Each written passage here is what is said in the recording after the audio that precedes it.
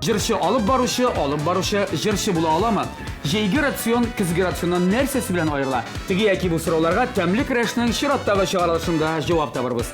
Бездә кунакта матур, шибәр, эстрадабызның популяр җырчылары, Алтын Барс премияләре лауреатлары Ләйсан Гимаева һәм Гөлназ Сираева. Димәк, Шимбә, көндезге сәгать 11-дә ТМТВ каналында тәмле көрәш тапшыруын карарга онытмагыз. дуслар, бик тәмле булачак. Барабыз.